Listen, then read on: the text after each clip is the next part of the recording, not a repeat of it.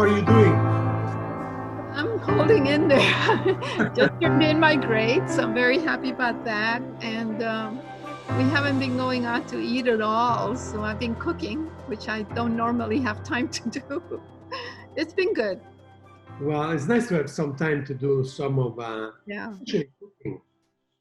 Yeah. And all my travel that was planned for the spring and the summer gone. So I was promoting my books. I had 2 books out last year, and all of the readings and everything are now postponed or canceled. Let's certainly are just postponed. Yeah. So would you like to share something about yourself so that well, we know you at Trinity, but we want to reach a higher, wider population. And Yeah. I was born in Mexico, in Nuevo Laredo, Tamaulipas, which is right across the river from Laredo, Texas. My mother is Tejana from the US and my dad from Mexico. And they happened to be over there when I was born. I'm the oldest of 11. And all my siblings were born in Laredo, Texas. The family home is still there. I have a lot of family on both sides, from Monterrey to San Antonio. That's the area that I've been there for, I don't know, 300 years, 200 years. They've been there a long time. So my work as a scholar, as an activist, focuses on that zona fronteriza, that swath of land between Monterrey and San Antonio. I'm a folklorist, so I do a lot of research on traditions and cultural, more than anything, cultural expressions that reflect women's roles, but also just things like the matachines, quinceañeras, different performance-based. Also, my folklore work started very early, but I didn't know I could be a folklorist. So my degree is in English, in literature. And so I'm a writer as well. I publish poetry and novels, and I dabble in all kinds of different genres, mix the genres up a little bit. So my work is never contained into one area or one little box. It kind of automatically breaks out of those boxes. And so I use photography in my fiction, and I use poetry in my academic work.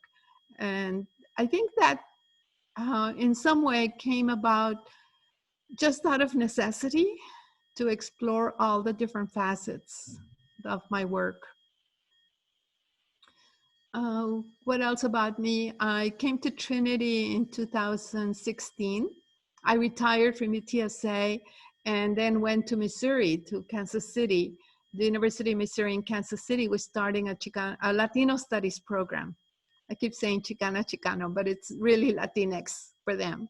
And I did that for 4 years. And then it was time to come home. So I'm very, very happy to be at Trinity and back in San Antonio. We're glad to have you here. So where were you when COVID-19 entered the States and became what it is now? Well, as you know, it was spring break.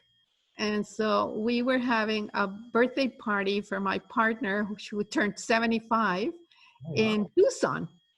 But I was in Tucson also for the Festival of the Book to present my books. Well, that got canceled. When we got there, we found out, actually we were on the way, we drove. I canceled a couple of readings, one in Oakland, one at Davis, UC Davis, that were that same week, because I didn't want to fly. This was early March, and I knew already what was happening. So I was being cautious, but we still had the party. And it was really good. We had a lot of friends and family. My family from Laredo drove up. There were family of Elias there, so we had a big party.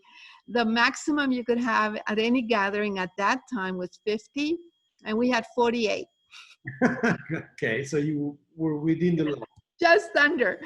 And then we drove back, being very cautious. At this point, we're now getting the wipes and all of that. We're not wearing the masks yet. And I basically have been inside from March 16th until now. I've gone to the office a couple of times to rescue my plants, to get some papers that I needed, but that's it. Basically, I've been in the house the whole time. Elia walks the dog, so she gets out. But it's not fear. I don't feel afraid. It's just the saying in Spanish is mejor prevenir que lamentar. So I kind of feel that I need to be cautious. You never know. I had a former student pass away. She was a bus driver here in San Antonio, Esmeralda Ramos. She was my student at UTSA. And that really hit. There were a couple of people before that who passed away who were older. And so for some reason, it didn't feel as tragic. But when Esmeralda passed, it was on Good Friday. And that whole weekend, I was just devastated. That was when I felt it the most. Yeah. And the other people, the folklorists that have passed, my professor in Nebraska, my professor who co-directed my dissertation passed away last week. All of those, I have felt it. Yeah, there's death all over. I fear in the morning when I wake up and check my phone what news I'm gonna have. And it's not usually good news. So it's been hard. Yeah. Yeah. So how are you coping with it, if I may ask? Yeah, well, in my usual way, I do meditate. So meditation really helps. I haven't been yet able to find what would be a solace, some kind of comfort, some kind of place where I'm going, well, okay, that's the way it is. One of my favorite things is to say, ni modo, that's the way it is. I haven't arrived at that point yet. I'm very angry with the administration and the lack of control of leadership in our country. I feel the city has attempted to do something, but I don't know that it's been enough. And especially in places like Nebraska, where I have a lot of dear friends. That's where I did my graduate work. It really saddens me that they're so oblivious to the severity and and the other part, how people aren't talking about the reasons why this happened. Partly climate change, partly lack of attention to the future, and in my view, the greed that has dominated the way the politics and the economic decisions have gone. A lot of those, because we are in a capitalist system, disregard human life. And that saddens me. It angers me, but más que nada, I feel very sad. I'm 73 and I feel like my whole life I've been trying to make a difference, to do things that are right for all of us. And I see the world going backwards. That's sad.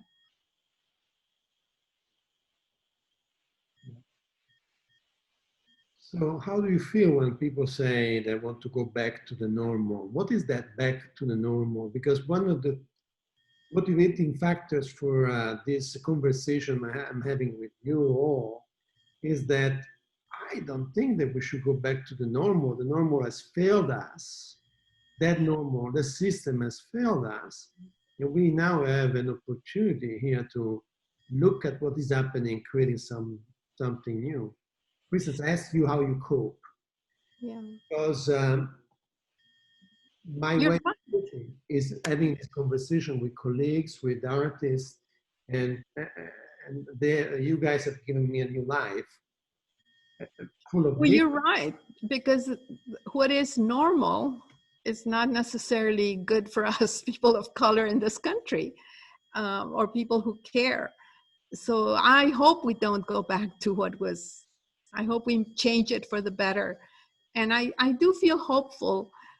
For the American Folklore Society, we did some videos also about what we find hopeful. And in that area, especially for me as president of the association or the society this year, I am very hopeful that we can learn from what used to be normal and where we're going, and always look to the future and how that what we're doing now is going to affect what happens in the next century, Right. not just for the next 10 years, but for the generations to come.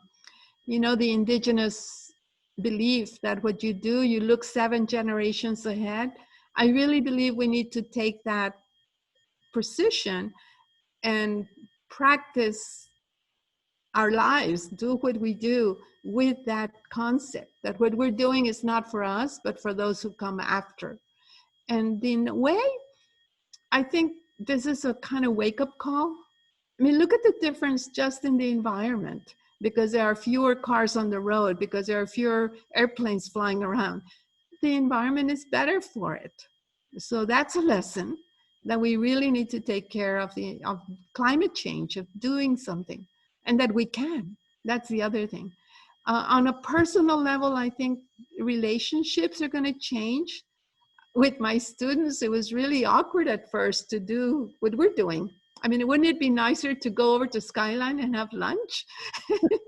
Yes. But it's not an option. So we find ways, we're creative, we find ways of dealing. My class was an introduction to folklore, and we had planned to do field work on fiesta and on Easter Wow. celebrations. All gone. So I had to kind of scramble around with their input and arrive at alternative projects. And I'm very pleased with what they did. Several of them chose to focus on traditional practices in their own homes and what they're doing. One particular student is looking at, he's an anthropology major, so he was already looking at health practices, curanderos. So how are they responding to COVID-19? Really interesting work. So we managed, and that gives me hope that we can be flexible, that we can kind of take stock, go forward, change things, and make it work. In a way, I hope that as a society, we can do the same, that all of us can kind of take stock, look at what we were doing wrong, and say, okay, this is how we're going to do it right, and move forward. So is there, what can we learn from folklore? I consider mythology and folklore as a kind of the archaeology of the soul of the human being. There is so much that we go and look back. And because all these practices are coming from a relationship of the human being with nature often, and the community, it's a very organic way of learning and living in the community.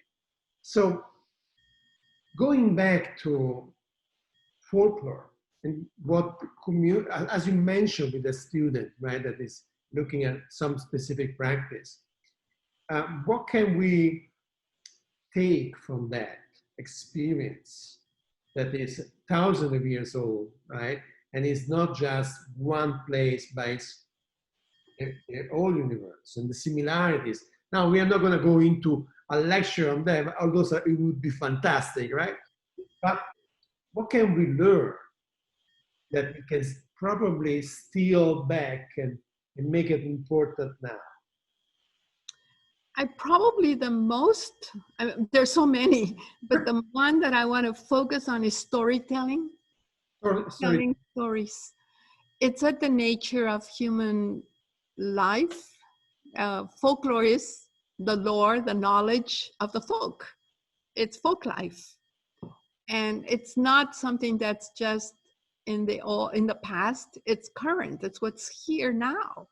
The way people are responding to COVID-19 in quote folklore ways, making masks, the masks that the costureras are making, you know, the seamstresses, and designing things on there, the way that even I have a friend who does research on what's online in folklore. And so she took all the different chain letters that have come out of it. Oh, right. and has categorized them and looked at what people are asking other people to do and how. It's fascinating. But the one I think is the key is storytelling. It's the way we tell the story, how we tell stories of what we do. You ask, how do I cope? So I tell you my practice, the meditation, the belief that there are things you can control, there are others you can't, and you go with it. But the stories behind for me, one of the most, I read the New York Times, and so I read the headlines, the statistics, all that, but the stories are what capture me. And those are the ones that move me to tears. They're tiernos, they're tender, they're touching at the very personal, intimate, human level. And I really think folklore is that. It's at that human level where we are all connected. And we can tell each other stories about what we're going through, but we can also imagine. And I think that's the key. The imagination, the creative expression takes us to the next level. So we can imagine a world where we can tell our stories and be respected for those stories across the board, all over the world. So it gives us courage. Definitely. Yeah, and power. Mm-hmm. One of the outcomes of this performing human rights project is really telling stories and through a performance, because we realize that in this moment it would be nice to focus on what is happening, so that those, and tell the stories of what is happening now, so that it will become memory later on. Even a month from now, it's going to be memory. It's memory already now, so that we do remember how we were feeling in this moment. Mm-hmm. And I think with this, but also I don't want to make it too what's the word, too nostalgic, kind of imagined nostalgia, like Rosado says. It's more like to put in some reality. It's not pretty. I really agonized that, especially at the beginning. Right now, I have other things in my mind about the people who are in detention in Nuevo Laredo, because the government had already instituted the Stay in Mexico program. And so they're not coming across. They're stuck. They can't go home. They can't come here. They have no way of making a living. And there's children there. Ni se diga the children that were separated from their parents that are still trying to get reconnected from last summer. All of those things weigh heavily on me. I feel like I should be doing something. And yet, what can I do realistically? I mean, I give my money, I donate to projects, but ultimately, it's the people that are working at that level, the ones that are out in the front lines, if you will, who have to deal with it. And I wish that our government were more compassionate and more responding to on the human level. Never mind the laws, never mind all the other things. Who we are as a country, at least I have always felt, has been compassionate and giving. And despite all the negative stuff, I mean, look at Vietnam, look at Central America. But despite all of that, there's always been a layer of a group of people that have done the right thing. In the 80s, when Central America was such a disaster, I was in Laredo, and there were caravans, pastors for peace, veterans for peace, coming through Laredo with goods, with medicine, going down there from the same government that was instituting some of that stuff. So that's what I don't see right now. It's lacking. And I'm not sure what's happened in the last 30 years that has changed that, but there has been a change. That's another thing that saddens me. You talked about courage. I think the courage to just survive is often enough for some people who are don't have jobs. They don't have, because of the economy and what's going on, they don't have any way of feeding their kids, of going on with their lives. And the courage is just to live, just to survive. I like to say there's hierarchies of suffering or hierarchies of pain, but really there are sectors in our community that are having much worse time than I am or you, because we're professors, we have privilege. They don't. And some of them are in my own family.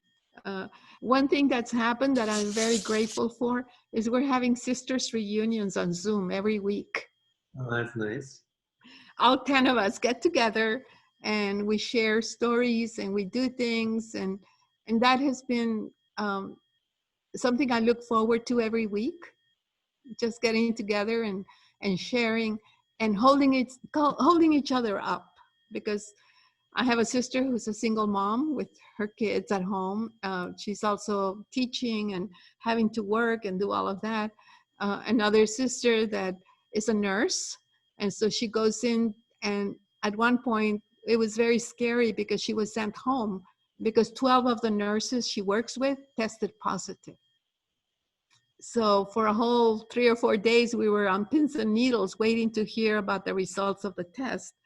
Thank God she was negative and she was fine, but she's still working there and exposed to the virus every day that she works. So that's something else. I think all of us are touched on some level at a very personal level. So what other rituals have you created during this time of quarantine? Yeah, the sisters reunions is one, and even within the sisters reunion, there's rituals. We always begin with a prayer. A very Catholic family. We all grew up praying the rosary every night, all of that stuff. I don't think we do it anymore, but this has forced us to come together and do that. Just a prayer, and then we go around and kind of debrief and check in what's happening, any movie you've seen on Netflix, any book you've read, and we're sharing, so that happens. And then we usually have some kind of creative expression. We at one time had pictures and we drew each other, different things. It comes up organically and we just create it. So that's new, and it's a kind of a ritual. Another ritual probably for me, I always read at night, but I've been reading different kinds of things, aside from the news and all of that, somewhat more spiritual, which I hadn't been doing in a long time. Maybe it's a need to go back and do that. The cooking that I was telling you earlier, I'm cooking all of my mom's favorite dishes. That I learned to cook 40, 50 years ago, and I'm still doing it. But I hadn't had a chance to do that. So in a way, that's something that has come up. The writing, April is National Poetry Month. So I wrote a poem every day, kind of self-imposed deadline, kind of, you're gonna do this. It was, in a way, satisfying to share the poems on Facebook and have people respond to them. It was also an eye-opener because I realized that sometimes people take me very seriously when I write poetry. And they were worried because the poems were pretty dark. And I had to say, wait a minute, these are poems. It's not really necessarily how I'm feeling. So those are some of the ways, yeah, that have come up for me. Different people I know have been doing different things. Whatever works, I think. I would support that. So it seems that poetry is one of your artistic or creative outlets in this moment. So we can compare those. Do you think that in the poetry that you're writing this moment, there is a through line that was absent before, or there is even a way of writing the poetry, because there are different ways, so it's not just one way of writing a poem, the way you put it. Can you share with us maybe what you have discovered? Yeah, the process, I'm glad you're mentioning that because the process is different. I hadn't really thought about it, But yeah, especially when I was doing one every day, because I don't normally do that, it was kind of like, get it out, get it out. And it was more spontaneous and more urgent. And in some ways, yes, darker. On the other hand, I always, in my poetry, allow it to come in Spanish or in English. And most of them are in English. I don't know why. Um, Maybe I'm experiencing all this in English and not so much in Spanish. Although my cousins in Monterrey are posting things in Spanish and I react to that. So yeah, I've seen a change, a difference. It'll be interesting to see a year from now what I'm doing in terms of the process, because it may go back. I usually handwrite poetry. Now I'm doing it online or on the computer. And so that's a change. Yeah. I'm still doing some in my journal that are handwritten, but yeah, that's I hadn't even thought of it. That's an interesting process shift that I was not aware of. Yeah. And the poems also reflect often that nostalgia that I was talking about, going back to the family home, memories of growing up. And in this case, they're more about what's going on now. Like on April 15, I wrote a poem about, normally I would be rushing to the post office to mail my IRS. and now we're not, we're doing other things. And so there was an interesting, I don't think I would have written that poem otherwise. It was a circumstance that created it. Yeah. Yeah. So you mentioned the government reaction to the crisis. So there are different versions to that reaction. Yeah.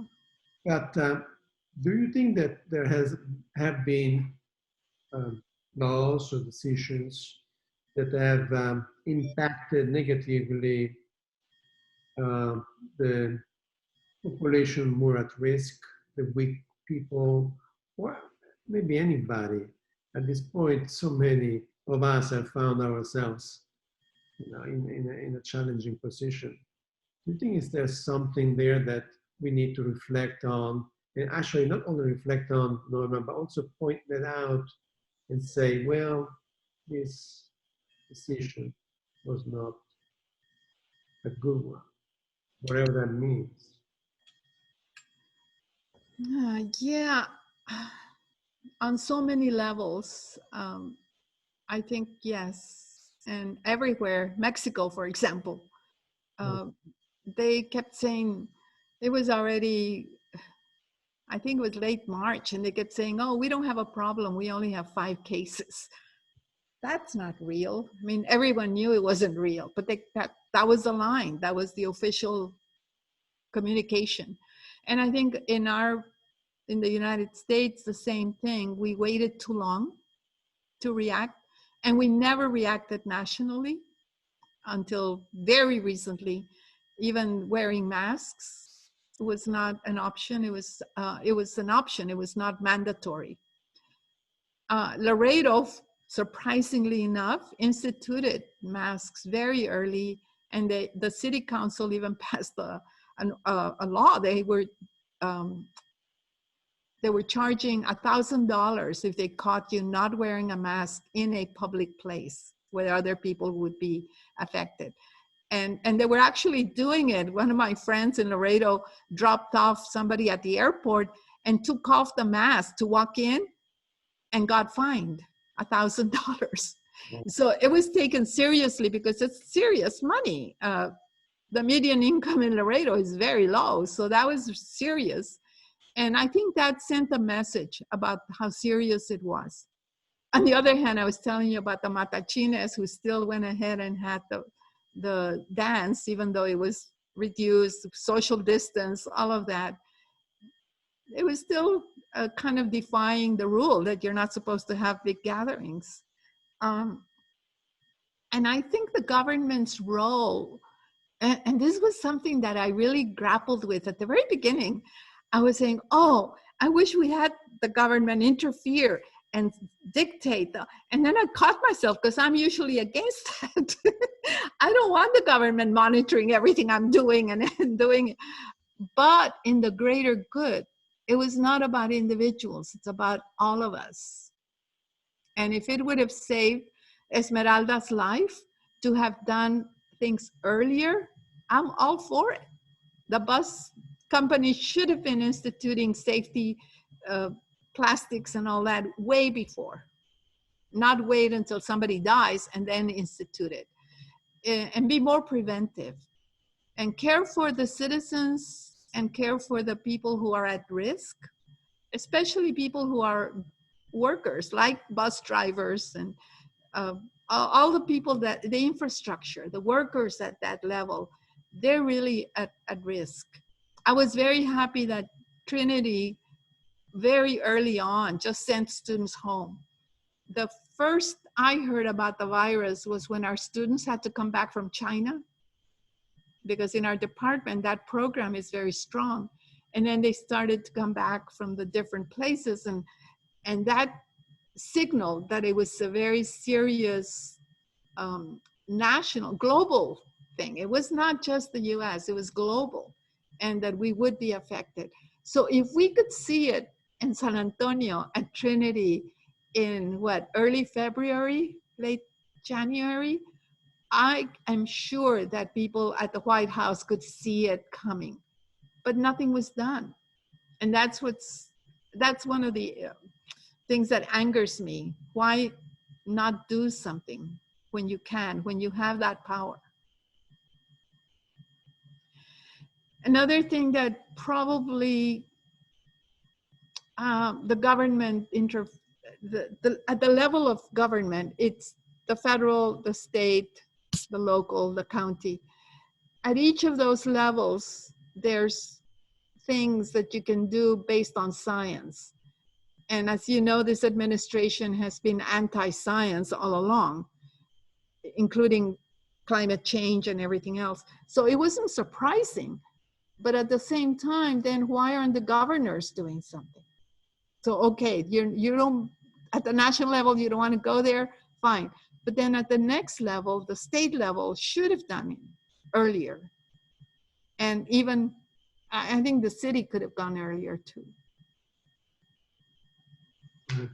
So how the lack of action affected the migrant population, for instance, that you know? Well, so deeply and so significantly, especially with not processing the cases. Everything is on hold, all the court cases.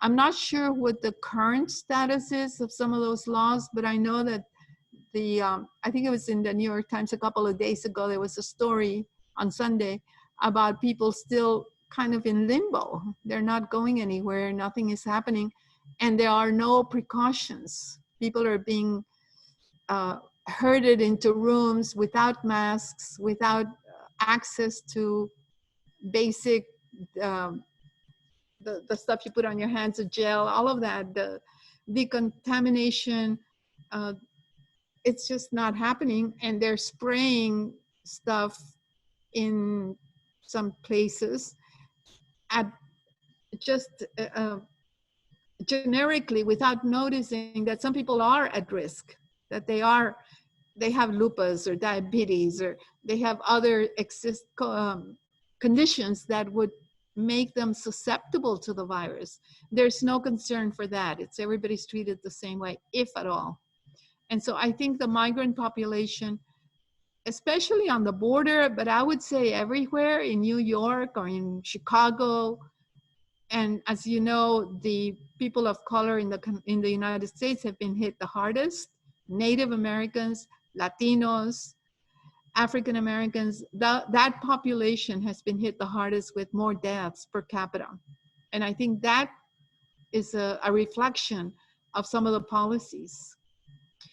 I know that people are going to talk about, well, they're the ones that are the service workers. They're the ones that are not going to be taking care. Regardless, a life is a life. I mean, look at the nursing homes. Many of the nursing home workers are people of color as well. And of course, the urban legends in terms of folklore. Oh, all kinds of stuff about how they're, what was it the young kids were saying? It's a boomer remover. That's what they were calling the virus, because it was killing the old people in the nursing homes. And then they started realizing it wasn't just old people. And I don't know if it stopped, but I haven't heard it recently. So it's changing. And the other scary part is that the virus is now found in a way, it's not the same, but in a way with children. That was new too. So the more it evolves, the more it mutates, the more serious the threat, and the more need for science and for research. Not what we were doing earlier, is cutting off funds to do the research. And the scientists were being fired from doing the research. That's not the way to do it.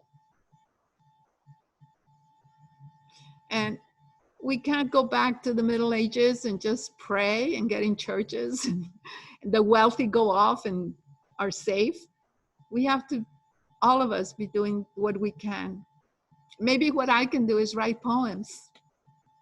Which you're already doing. Yeah. So how is also COVID-19 affecting, you know, the organizations that are focused on folk, music, performance, and all that? Because it's a performance. I know. I'm on the board of the Esperanza Peace and Justice Center here in town, and I think it's representative of what's going on across the country. Many of these small nonprofit social justice groups rely on performances, on donations, on people volunteering, on gatherings, and all of that has stopped. Luckily, we have the technology, and it took a while. It took about a month to get us back and running, so that we now have concerts. In fact, there's one on Saturday night with Azul. Normally, people would go to the place, have the concert. I think it's $7 or whatever you can afford to go in. We found last week that it was actually better for us to have it online. We had a lot of donations come in, and that was very reassuring. The other things that are going on at Esperanza have stopped. We were on a really good path to getting our museum stuff going, and that's had to be kind of put on hold for now. It's still happening, but at a much slower pace. One good thing is that construction projects are ongoing. And so we have a couple of places that are undergoing remodeling and construction, and those have kept going. The city did not stop that, but the city did cut our fourth quarter funding. It's like 20% of our budget is gone. And we applied as an organization for funding from the federal government to keep the salaries of the workers there. And we did get, at least we passed the first level. We still haven't seen the money, but we hope that it will come through. And it's either a grant or a loan. And we're hoping that it's a grant, because then you don't have to pay it back. And I hope if all of that happens, there are a lot of ifs, then we'll be okay come September. Otherwise, we're gonna be in really hot water. And everybody's asking for money, so it's hard to also be asking for money, because people don't have jobs, and they're very worried about what's happening to their own economic well-being. So some people are kind of protected. Retirees who get a Social Security check, that's gonna keep coming. And a lot of the corporations, the big funders, they're going on and finding ways, like National Endowment for the Arts has a package for artists that you can apply to. And I'm worried, of course, about the artists like Azul and all of these, but performers, right? Theater, all of that. But what about the folklore, the folk arts, the people who are making piñatas, and that's their livelihood. And now you can't have birthday parties with piñatas. How are they going to make it? And there's so many of those. It's a large group of folk artists across the country who live from their art. I'm talking like the saddle maker and the boot maker and the wood carver in New Mexico. The Spanish Fiesta in Santa Fe is canceled. And that's their big once in a year kind of event where they make money to kind of keep going. It's gone. I think the art is going to suffer as well, but it also, like I was saying earlier, I think it's an opportunity to be creative and kind of break out and do new things. One artist friend of mine, Ethel Shipton, I don't know if you know her, she's here in San Antonio. She had the show at Ruiz Gallery, and I had written part of the catalog text, and it didn't happen. So what she's doing is she's putting some of the artwork on masks. Ah, nice, nice. So if you donate to the gallery, you get a mask. That's a beautiful idea, yeah. The artists are always the ones that find creative ways to overcome difficulties, also because as artists, we do live our lives in a constant state of crisis. And where we don't have much money, and, but we are very good at budgeting. We are creating always new worlds. We are the ones that every time we have an obstacle, we find ways to overcome the obstacle. We adapt, we troubleshoot. So in a way, the artists, that's what I found out. We are the best ones at giving advice to everybody on how to survive this moment. So my soapbox has become now, that I think that politicians, starting with the politicians in San Antonio, should also ask the artists, should have the artists around the table, the people that decide what to do, not to get the art of the artists, that should come later, of course, but to get the talent, the tools, the experience of the artist that every day is facing with a crisis and can always solve creatively crisis and come always with something new, like what you said, putting the art on the mask. Shouldn't that happen? Absolutely, and I think it is happening on some level. Okay. Yeah, especially I think with the folk artists in different groups. In New York, there's an organization that is doing some of that. There are also ways that they are transitioning to putting people on Zoom. For example, one of the folk artists is of food waste. She's a cook. And so she comes on and teaches you how to cook. And she can guide you through preparing a whole meal and at home, because people now are cooking at home. And so the flexibility that you're pointing to is out of necessity. Usually people need to devise ways of living, but now it's broader. It has brought more people on that level of necessity that they have to also do something. And it's happening, maybe not as organized as it could be, maybe not as structured, but maybe that's good because it's word of mouth. It's people doing for each other collaboratively and creatively, finding solutions. I don't know about San Antonio so much. I haven't seen too many collaborations like that, but I know that the Anel Flores, I'm sure you know her as an artist also. She's being very creative with promoting her art and putting things out there. And you can do it online. You don't have to come to her studio to buy her jewelry. And I think some of that is happening. one of my students presented on 3 young Chicana artists here in San Antonio and how they're coping with COVID-19. And one of them is making earrings with hand washing. And Oh, teams, yeah. The PowerPoint was really funny because the 3 young artists were doing things that are amazing in response to COVID-19. I'll share the PowerPoint with you because I think you'll find it useful for the project. And these are young Chicanas, you know, who here in San Antonio, who have been artists for a while. How are they going to do it? They're going to jump right in and make out of the sorrow beauty. And I think that we can see and expect. and so these are, as we have talked about, very charged times with so many solutions, so many challenges. So as a way to finish our conversation here, that I hope that will continue in so many different ways in the future.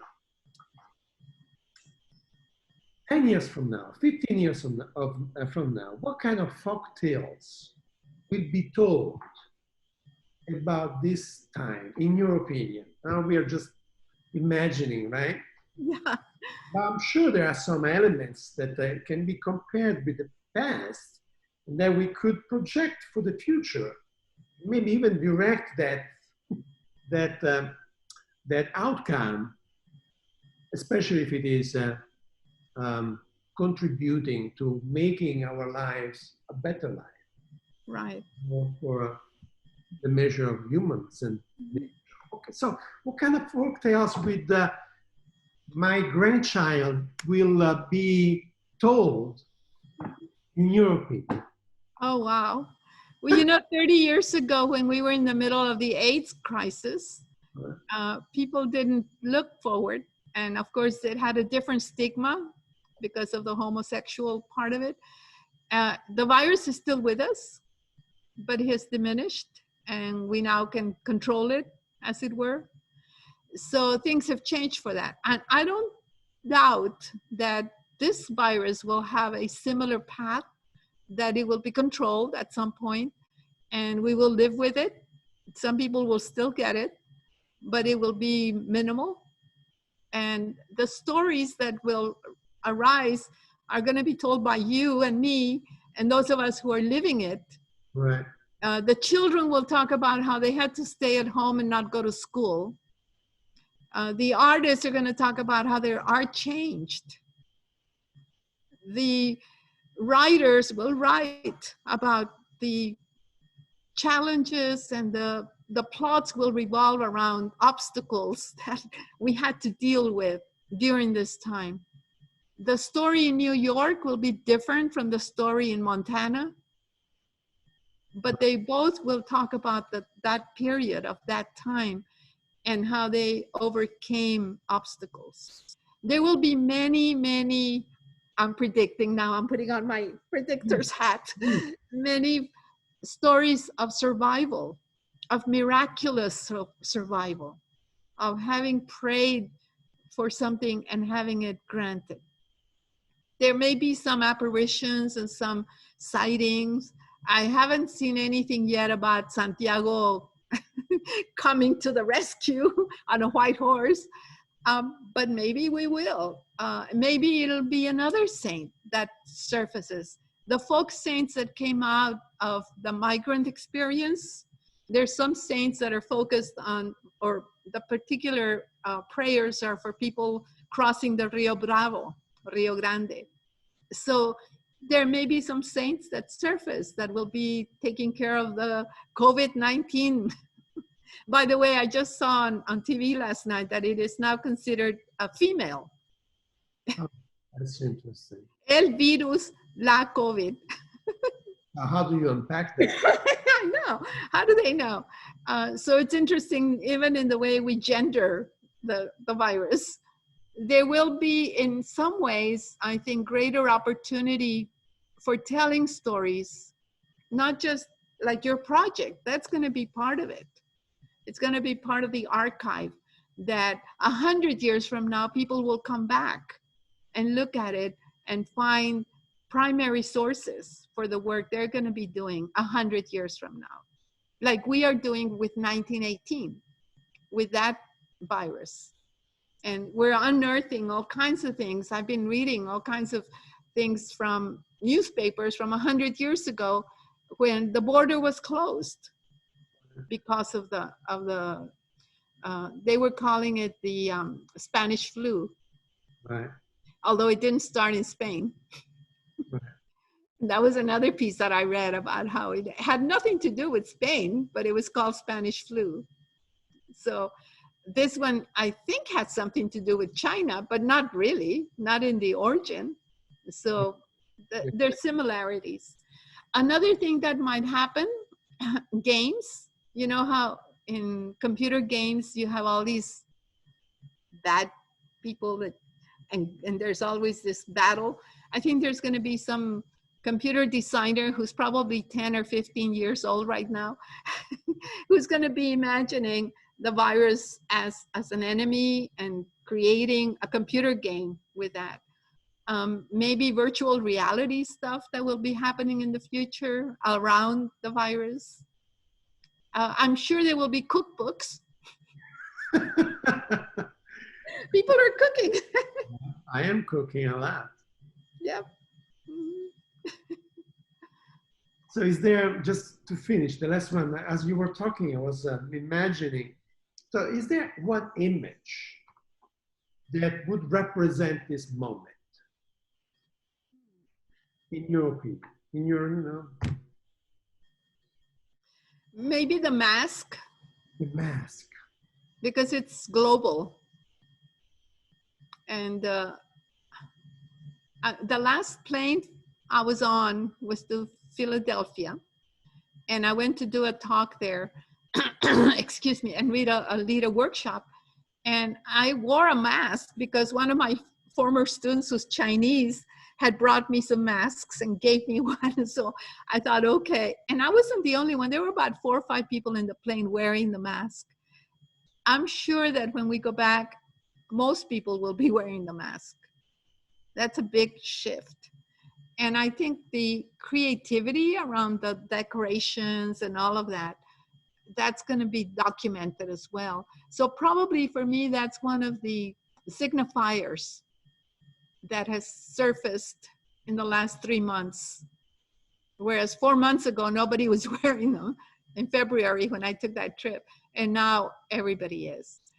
I don't know what else it would be. Maybe the shape of the virus, you know, that it looks like a crown with all that. There's even a piñata. Sure. Good. There were instructions in the New York Times about how to construct a corona piñata. So I wonder what's inside. Well, nothing. They were saying if you make it big enough, you can put toilet paper in there.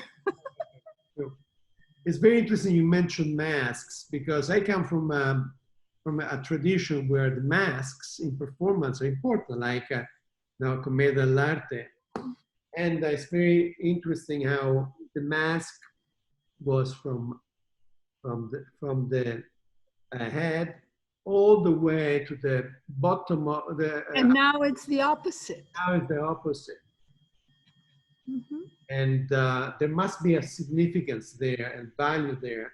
And maybe I should look into it, because there is a tradition. There is a reason why the mask is that mask. It's not just comes from Greece, comes from the agrarian culture in Italy. You know, this idea. And there's a study on that the mask is that way because it comes from a specific tradition that has to do with planting and nature and all that. And this other mask is it's a different mask, though, but it has become individual. And while in the commedia, the masks do represent stereotypes, right? Dottore, Pantalone, Pulcinella. Now these other masks may represent some stereotypes. I don't know. That would be interesting to do a study there. I'm sure they will. You know what else is happening? Eye makeup. Because of the mask, the women are putting little like beads and things around the eyes and decorating. Already there was an eyebrow thing going on. I don't know if you've noticed the last 5 years, eyebrows are big. And so that has already, it was kind of foreshadowing that we were going to be doing more with eye makeup. I was thinking about that the other day because before, eyebrows were not a big deal. I mean, the 20s, 30s, they were very thin. People would shave them and pencil them in. And as you go through, there's the Frida, unibrow, all of that. But it's become an art. And usually I noticed at restaurants, at fancy restaurants, the servers, the young women wear really fancy eyebrows. So now when you have a mask covering this, the eyes are the ones that are going to be decorated.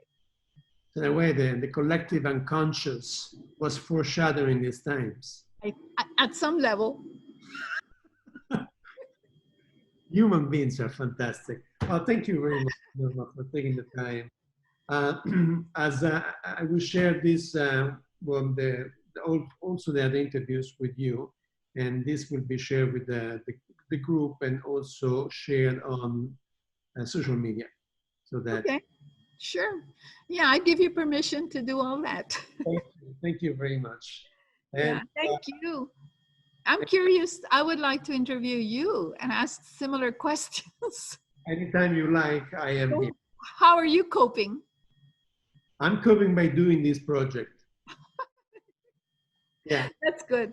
This has been reinvigorating because I was in Italy when it hit Italy.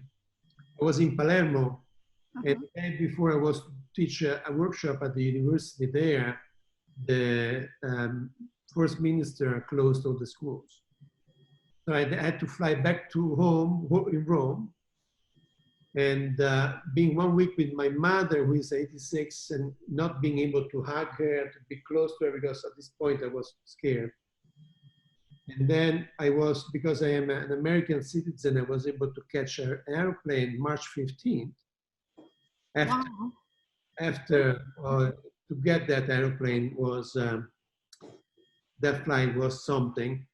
And the flights, the airplanes from across the pond are usually very big. This was big, but probably with 20, 25 passengers on. Wow.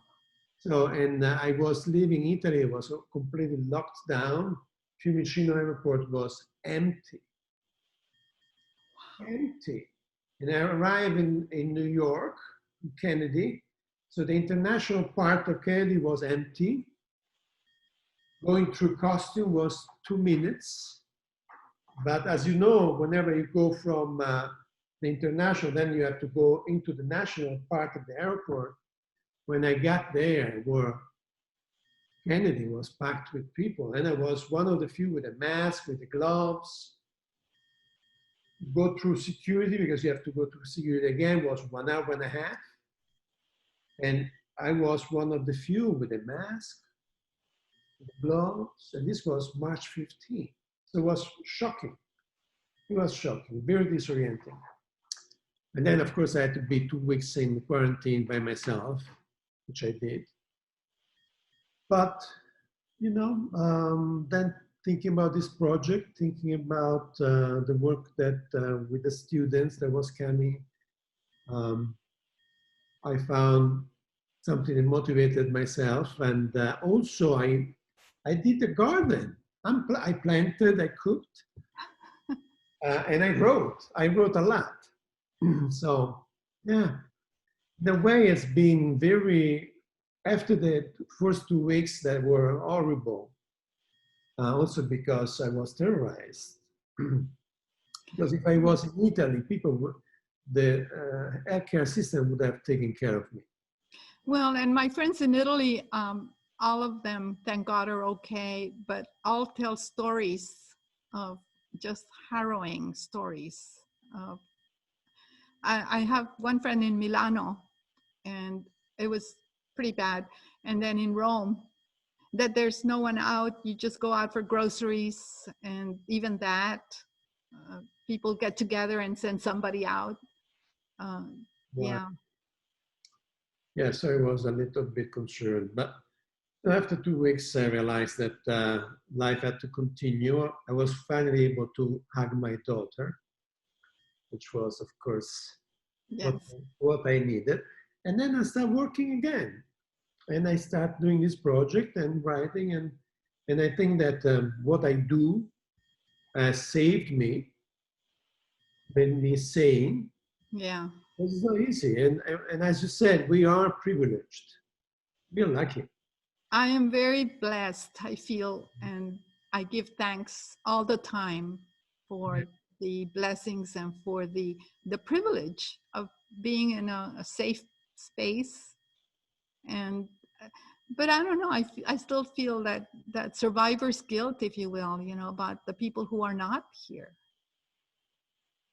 Right. Well, I'm glad to hear you're cooking too. I'm cooking with my daughter. I saw the pictures on Facebook. You traveled too. Now? No. No, did you? Oh, maybe it was an old picture you posted with Yeah. your daughter. Yeah. Well, we were cooking here, but Ah, right now you cannot travel. But we went. I know we went to see the flowers at north of Fredericksburg. yeah, that's what it was. Yeah, yeah. And we stayed in the car and we went to see. Actually, I would suggest you to go if you have a chance. It's past Enchanted Rock. Uh-huh. On that road, Norma, is beautiful. Really? Really pure beauty, pure joy. We were there, I don't know, just there with all these flowers. I've never seen it. Oh, And it was a nice day. It was a late afternoon. Nobody was around. We stopped and just there and beautiful, incredibly beautiful. So I advise everybody to take that trip. It's 1 hour and 10 minutes. You don't have to be with other people. You know, you can be in your car. It was beautiful. thank you. I think we might do that because I've been wanting to get out. Yeah, and before the flowers start to, Yeah, you know, before but it gets too hot. before it's but it was beautiful. Yeah, good. I And have really enjoyed our plática. thank you for for teaching me something new. I did not know about this plática, and great. Thank you very much. And I And know. I'll send you the American Folklore Society, um, the one that has the video that I told you I read a poem by, actually a song by Woody Guthrie, Oh, nice. and then other people speak. And I'll also send you the work I have, or wherever I can find it, on Pláticas. Great, thank you. And if I may ask, could you send us one of your poems? Of course. All You right. want the April 15 one? That could be one. Yeah. Okay. You get to choose. All right. Thank you. Thank you very much, Norma. Thank you. Bye. Bye. Thank you.